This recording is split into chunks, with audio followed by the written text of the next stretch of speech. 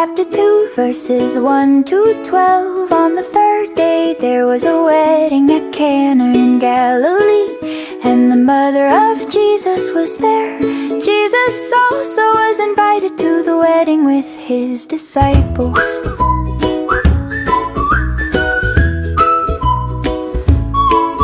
When the wine ran out, the mother of Jesus said to him, "They have no wine." And Jesus said to her, "Woman, what does this have to do with me? My hour has not yet come." His mother said to the servants, "Do whatever he tells you." Now there were 6 stone water jars there for the Jewish rites of purification, each holding 20 or 30 gallons.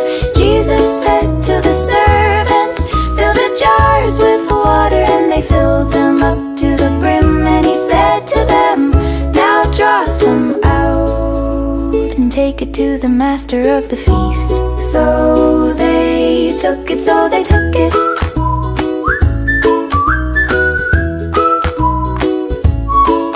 When the master of the feast tasted the water now become wine, and did not know where it came from, though the servants who had drawn the water knew, the master of the feast called the bridegroom and said to him, "Everyone serves the good wine first, and when people have drunk freely, then the poor wine. But you have kept the good wine until now." This, the first of his signs, Jesus did at Cana in Galilee, and manifested his glory, and his disciples believed in him. Now there were 6 stone water jars there for the Jewish rites of purification, each holding 20 or 30 gallons. Jesus said to the servants, "Fill the jars with water," and they filled them up to the brim. And he said to them, "Now draw some out and take it to the master of the feast." So they took it,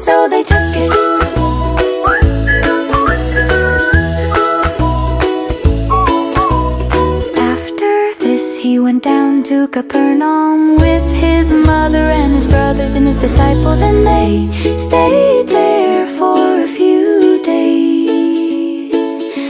They stayed there for a few days.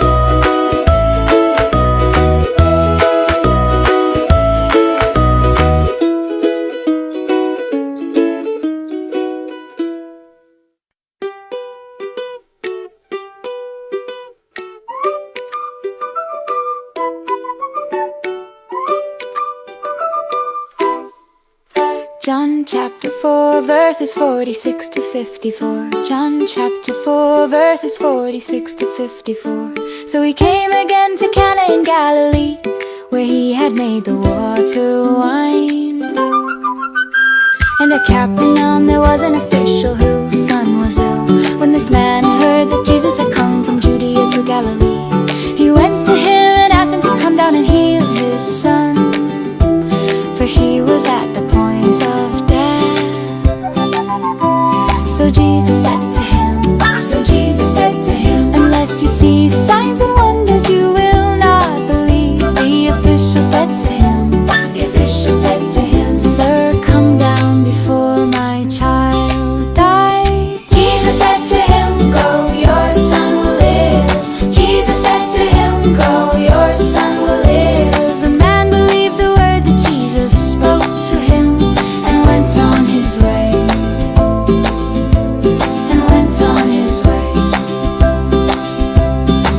As he was going down, his servants met him and told him that his son was recovering. So he asked them the hour when he began to get better, and they said to him,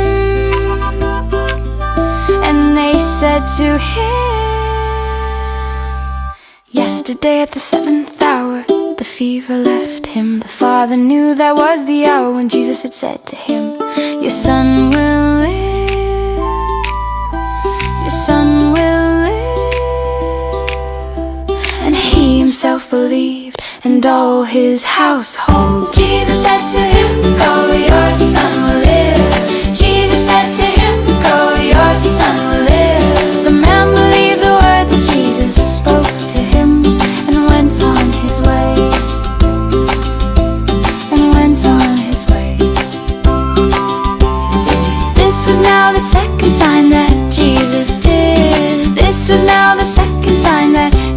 Jesus did when he had come from Judea to Galilee. When he had come from Judea to Galilee.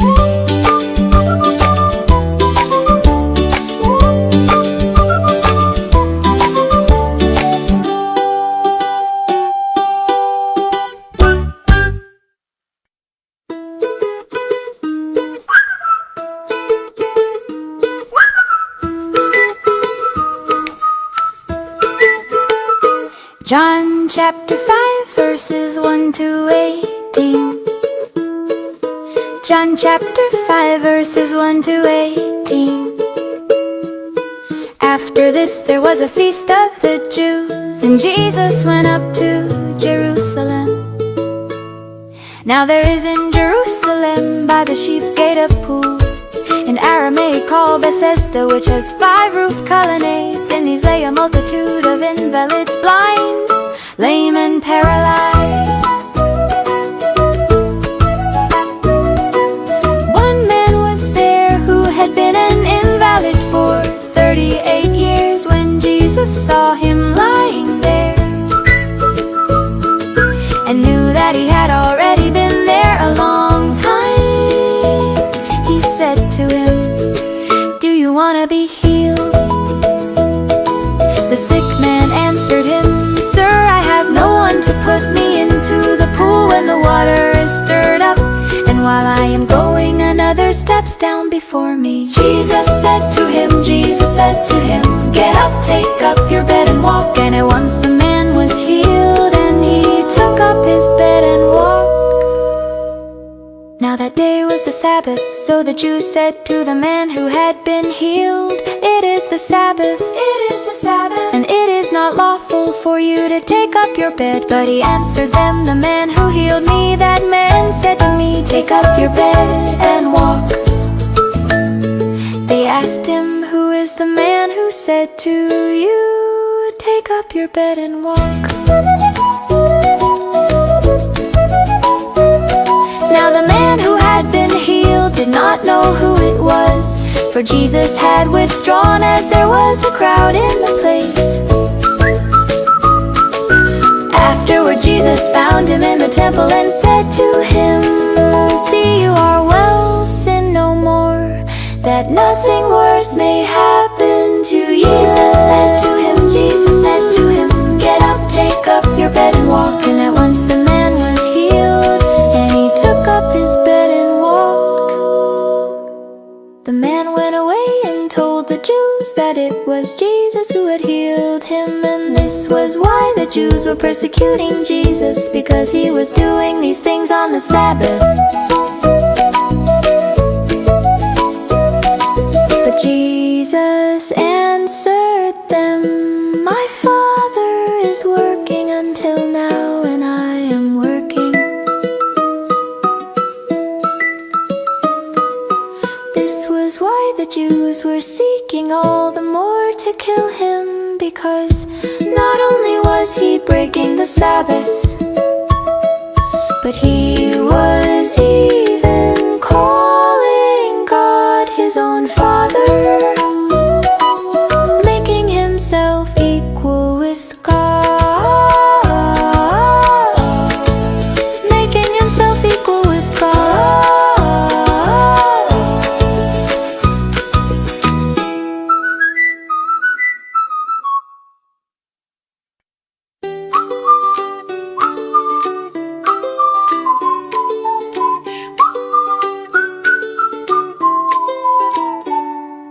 John chapter 6 verses 1 to 15. John chapter 6 verses 1 to 15. After this, Jesus went away to the other side of the Sea of Galilee, which is the Sea of Tiberias. And a large crowd was following him, because they saw the signs that he was doing on the sick.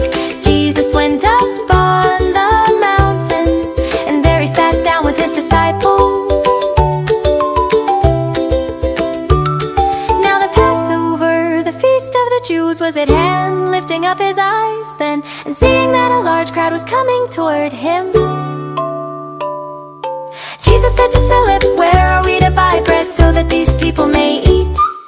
He said this to test him, for he himself knew what he would do. Philip answered him, 200 denarii worth of bread would not be enough for each of them to get a little. One of his disciples, Andrew, Simon Peter's brother, said to him, "There is a boy here who has 5 barley loaves and 2 fish, but what are they for so many?" Jesus said, "Have the people sit down." Now there was much grass in the place, so the men sat down, about 5,000 in number. Jesus then took the loaves, and when he had given thanks, he distributed them to those who were seated, so also the fish, as much as they wanted.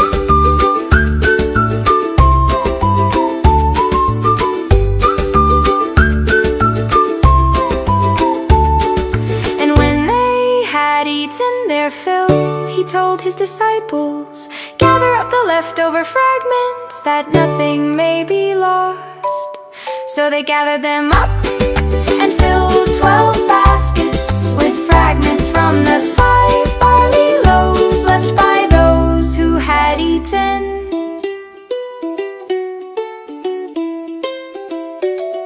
When the people saw the sign that he had done, they said, "This is indeed the prophet who is to come into the world." Jesus said, "Have the people sit down." Now there was much grass in the place, so the men sat down, about 5,000 in number. Jesus then took the loaves, and when he had given thanks, he distributed them to those who were seated, so also the fish, as much as they wanted. Perceiving then that they were about to come and take him by force to make him king, Jesus withdrew again to the mountain by himself. Jesus withdrew again to the mountain by himself.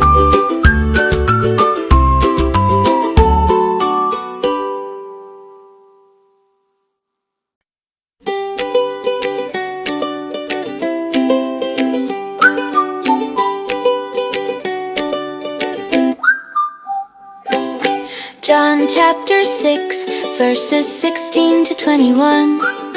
John chapter 6, verses 16 to 21. When evening came, his disciples went down to the sea, got into a boat and started across the sea to Capernaum. It was now dark and Jesus had not yet come to them. The sea became rough because a strong wind was blowing. When they had rowed about 3 or 4 miles, they saw Jesus walking on the sea and coming near the boat, and they were frightened, but he said to them, "It is I, do not be afraid."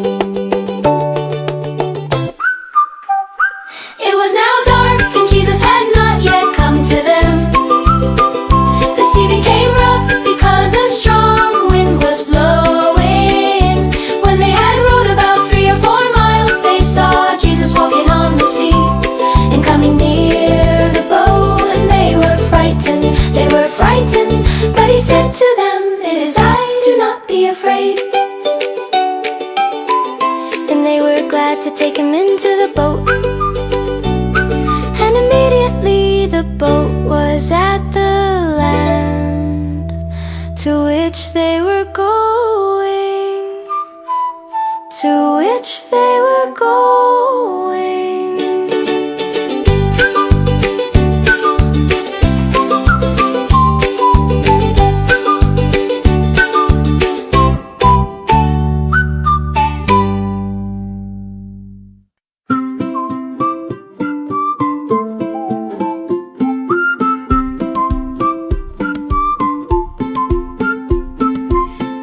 Chapter 9, verses 1 to 17. John chapter 9, verses 1 to 17. As he passed by, he saw a man blind from birth, and his disciples asked him, "Rabbi, who sinned, this man or his parents, that he was born blind?" Jesus answered, "It was not that this man sinned or his parents, but that the works of God might be displayed in him. We must work the works of him who sent me while it is day. Night is coming when no one can work. As long as I am in the world, I am the light of the world. As long as I am in the world, I am the light of the world." Having said these things, he spit on the ground and made mud with the saliva. Then he anointed the man's eyes with the mud and said to him, "Go wash in the pool of Siloam," which means sent. So he went and washed and came back seeing. The neighbors and those who had seen him before as a beggar were saying, "Is this not the man who used to sit and beg?" Some said, "It is he," others said, "Nobody is like him." He kept saying, "I am the man, I am the man." So they said to him, "Then how were your eyes opened?" He answered, "The man called Jesus made mud and anointed my eyes, and said to me, 'Go to Siloam and wash.' So I went and washed and received my sight." They said to him, "Where is he?" He said, "I do not know." Having said these things, he spit on the ground and made mud with the saliva. Then he anointed the man's eyes with the mud and said to him, "Go wash in the pool of Siloam," which means sent. So he went and washed and came back seeing. They brought to the Pharisees the man who had formerly been blind. Now it was a Sabbath day when Jesus made the mud and opened his eyes. So the Pharisees again asked him how he had received his sight. And he said to them, "He put mud on my eyes, and I washed and I see." Some of the Pharisees said, "This man is not from God, for he does not keep the Sabbath." But others said, "How can a man who is a sinner do such signs?" And there was a division among them. So they said again to the blind man, "What do you say about him since he has opened your eyes?" He said, "He is a prophet." He said, "He is a prophet."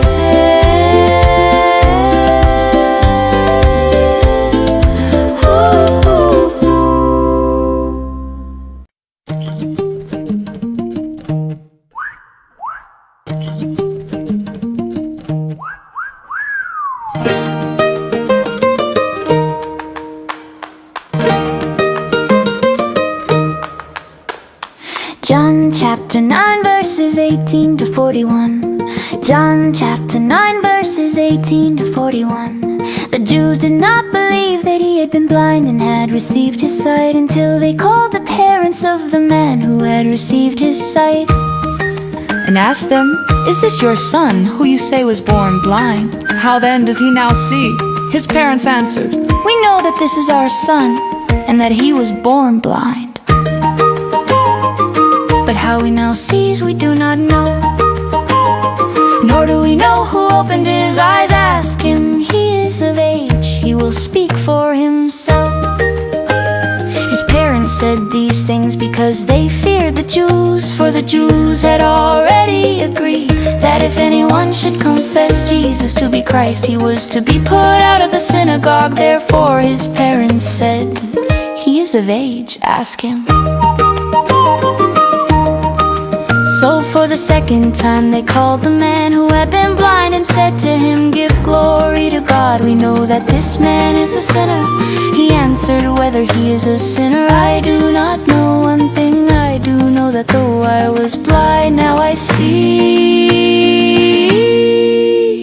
They said to him, "What did he do to you? How did he open your eyes?" Jesus heard that they had cast him out and haven't found him. He said, "Do you believe in the Son of Man? Do you believe in the Son of Man?" He answered, "And who is he, sir, that I may believe in him?" Jesus said to him, "You have seen him, and it is he who is speaking to you." He said, "Lord, I believe," and he worshipped him.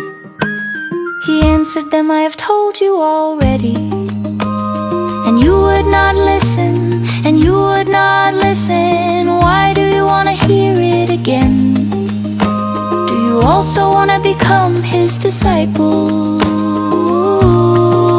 And they reviled him, saying, "You are his disciple, but we are disciples of Moses. We know that God has spoken to Moses, but as for this man, we do not know where he comes from." The man answered, "Why, this is an amazing thing. You do not know where he comes from, and yet he opened my eyes, he opened my eyes. We know that God does not listen to sinners, but if anyone is a worshiper of God and does his will, God listens to him. Never since the world began has it been heard that anyone opened the eyes of a man born blind. If this man were not from God, he could do nothing." They answered him, "You were born in utter sin, and would you teach us?"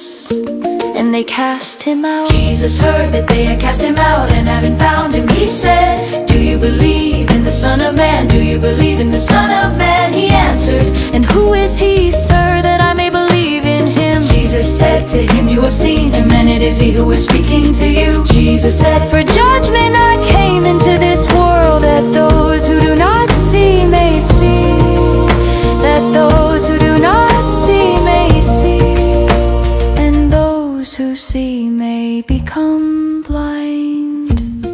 Some of the Pharisees near him heard these things and said to him, "Are we also blind?" Jesus said to them, "If you were blind, you would have no guilt, but now that you say we see, your guilt remains." We see your guilt remains.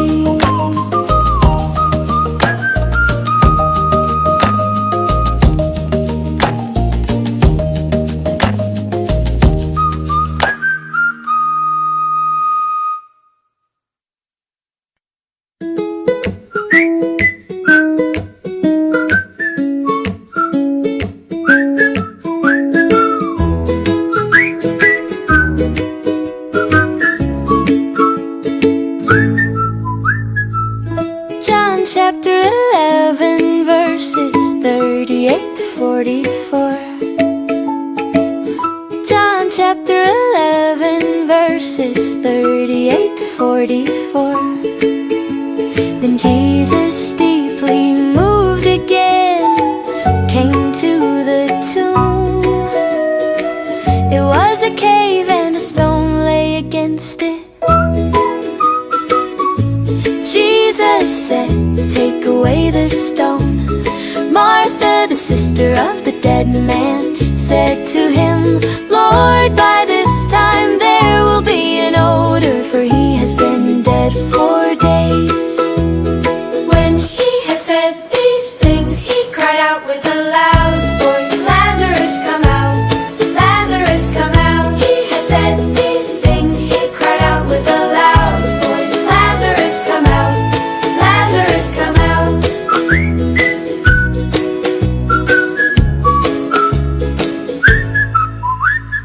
Jesus said to her, "Did I not tell you that if you believed, you would see the glory of God?" So they took away the stone, and Jesus lifted up his eyes and said, "Father, I thank you that you have heard me. I knew that you always hear me, but I said this on account of the people standing around, that they may believe that you sent me." When he had said these things, he cried out with a loud voice, "Lazarus, come out! Lazarus, come out!" He had said these things, he cried out with a loud voice, "Lazarus, come out! his hands and feet bound with linen strips, and his face wrapped with a cloth. Jesus said to them, "Unbind him and let him go."